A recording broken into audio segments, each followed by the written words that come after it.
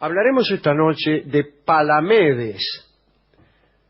Esta historia podríamos comenzarla diciendo algo que todos sabemos, y es que el viejo Tindáreo tuvo muchos problemas a causa de la belleza de su hija Helena. Todos los príncipes de Grecia se querían casar con ella. Siguiendo un consejo de Ulises, Tindáreo reunió a todos los príncipes y les hizo prometer que respetarían la decisión de la misma Helena. O sea, le iban a preguntar a Helena cuál le gustaba y todos no solo tendrían que acatar esa decisión, sino que apoyarían al príncipe elegido si algún otro quería hacerse el loco, ¿viste? Sabemos lo que sucedió después. Helena eligió a Menelao de Esparta, se casaron, eran felices, hasta que apareció Paris, el hijo del rey Príamo de Troya, la raptó y se la llevó a Troya. Tindáreo recordó a los príncipes el juramento que habían hecho y así empezó la guerra de Troya. Hoy hablaremos de uno de los protagonistas de esa guerra, un hombre astuto e ingenioso llamado Palamedes. Era uno de los 3 hijos de Nauplio, el navegante. Cuando se produjo el rapto de Helena, Palamedes consoló a Menelao, trató de calmarlo. Después viajó a Troya junto a Menelao y Ulises para tratar de resolver el conflicto en forma pacífica. Después Palamedes integró una segunda embajada, pero la guerra apareció como inevitable. En ese momento, cuando todos los antiguos pretendientes de Helena se disponían a dirigirse a Troya para recuperar a la muchacha, Ulises, pese a estar comprometido él también por el juramento de Tindáreo, trató de hacerse el gil, trató de sustraerse a esta obligación. Cuando Menelao y Palamedes fueron a buscarlo, se hizo el loco. Estoy loco. Parece que ató al arado juntos a un asno y un buey y estaba sembrando sal. Cualquier cosa. Sí, cualquier cosa, se hacía el loco. Palamedes no se dejó engañar y para obligar a Ulises a revelar su cordura, puso al pequeño Telémaco, su hijo, delante del arado, y entonces Ulises detuvo el extraño vehículo para no atropellar al niño. Entonces Palamedes le habrá dicho, ve, que no estás loco. Que no era un gran argumento, porque Ulises también pudo haber dicho, estoy loco, pero no soy filicida. Claro. Bueno, hasta ahí no llega la locura. Otros lo cuentan distinto. Hay una variante conforme a la cual Palamedes habría amenazado con su espada al pequeño Telémaco, y bueno, entonces Ulises acudió en su socorro. Sea como fuere, Palamedes fue quien hizo fracasar las tretas de Ulises y lo obligó a unirse a la expedición de Menelao y Agamenón, que era el jefe de la expedición. Ulises nunca le perdonó esto. Nunca se lo perdonó y fueron enemigos. En los primeros tiempos de la expedición, de la guerra, Palamedes prestó numerosos servicios al ejército griego, parece que reanimando la moral de los soldados. Era un hombre muy ameno, inventor de juegos, de entretenimiento. Sin embargo, Ulises consiguió vengarse de él. Las versiones relativas a esta venganza difieren. Unos dicen que Ulises obligó a un troyano que había capturado a escribir una carta supuestamente enviada por Príamo, el rey de Troya, ¿no? Y de esta carta se desprendía que Palamedes había ofrecido al rey de Troya traicionar a los griegos. Después sobornó también Ulises a un esclavo de Palamedes para que escondiera oro debajo del catre de su amo. Y para terminar, el perfil de la venganza, hizo circular la carta por el campamento.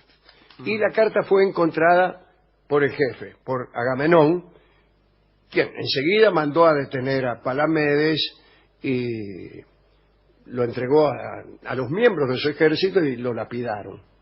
Así murió Palamedes. Pero otros dicen que Odiseo y Diomedes, fingiendo que habían descubierto un tesoro en un pozo profundo, dejaron que Palamedes se metiera en el pozo agarrándose de una cuerda.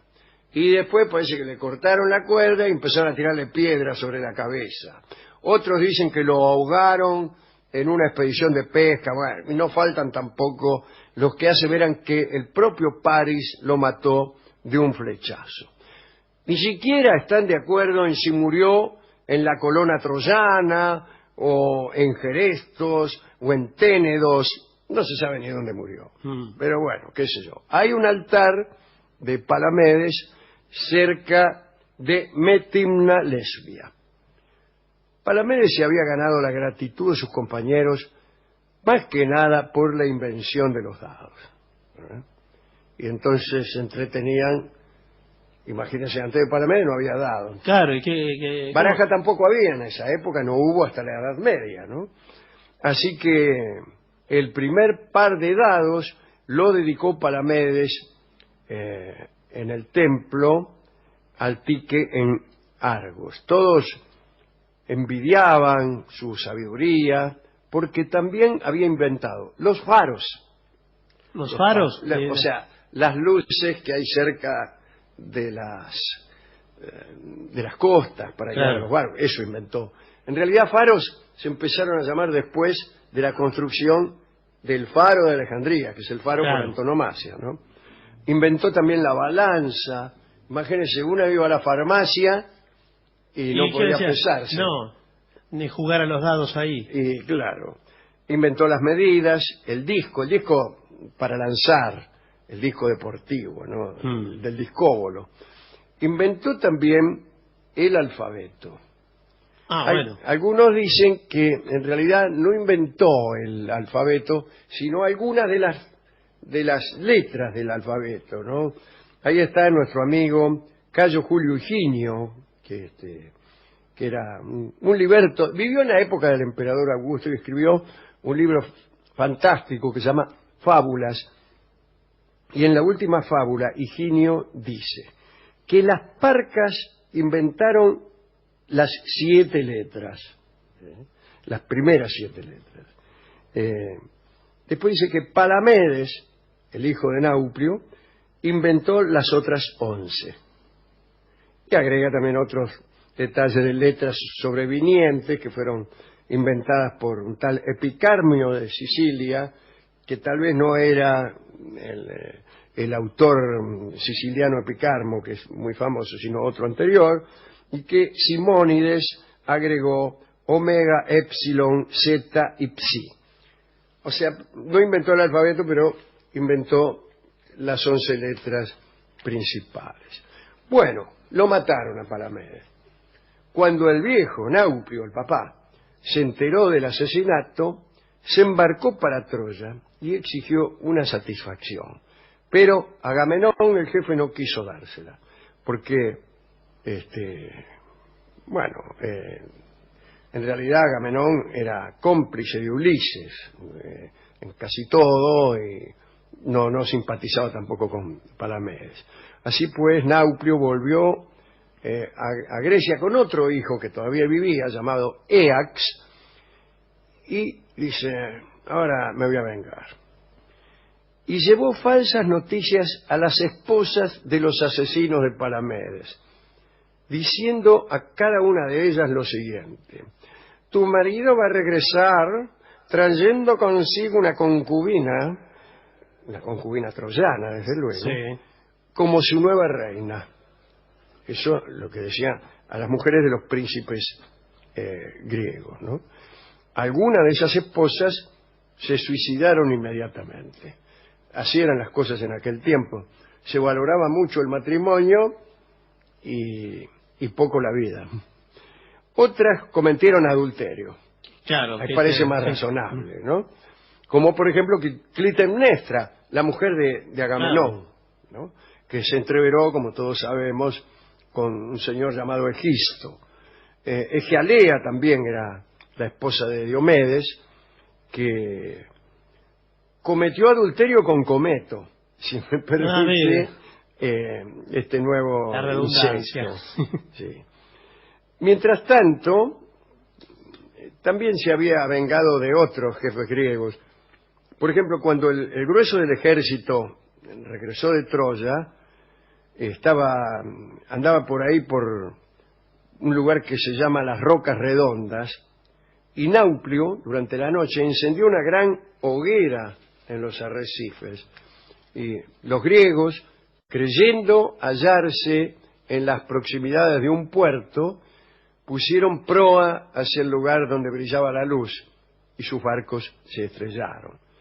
En ese naufragio se murió Áyax, el hijo de Oileo. Según Apolodoro, la muerte de Nauplio fue provocada por un acto de traición o de venganza parecido al que él había cometido con los griegos. No es que vino uno y le dijo, tu mujer te engaña. No, pero más o menos, porque similar. fíjense, parece que cuando él quiso arrojar a Penélope, la mujer de Ulises, ¿no? Sí. En brazos de todos los pretendientes que le andaban atrás, qué sé yo, Anticlea, la mamá de Ulises, que también tenía lo suyo, lo agarró y le dijo que se había muerto otro de sus hijos a Nauplio. Dijo, Nauplio, se murió otro de tus hijos, no sé cuál. Y Nauplio, lleno de dolor, se había suicidado. Eso es lo que se cuenta. Hasta aquí la historia del famoso Palamedes. En realidad lo que sucede es que Palamedes era de Creta, era cretense. Todas las invenciones cretenses se le atribuyen a Palamedes.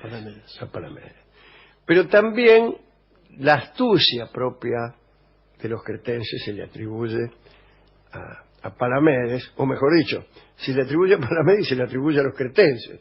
Pues no es seguro que todos los cretenses fueran astutos. ¿Con qué podemos homenajear? Nada menos que al inventor de los dados y de los faros. Bueno, hay un tango que está referido evidentemente a esta última invención. Se llama, no se llama un faro, se llama un poco menos. Se llama La luz de un fósforo. Ah, bueno, bastante menos. Bastante ¿no? menos que el faro de Alejandría. Pero el concepto... Pero el concepto es el mismo. Y para un navegante es el mismo. Un navegante ver un fósforo encendido, sí. y ahí hay gente. A la distancia... Te orienta, ¿no es cierto? Así que escucharemos La luz de un fósforo en esta extraordinaria versión de Horacio Molina. Muy, muy linda versión de La luz de un fósforo.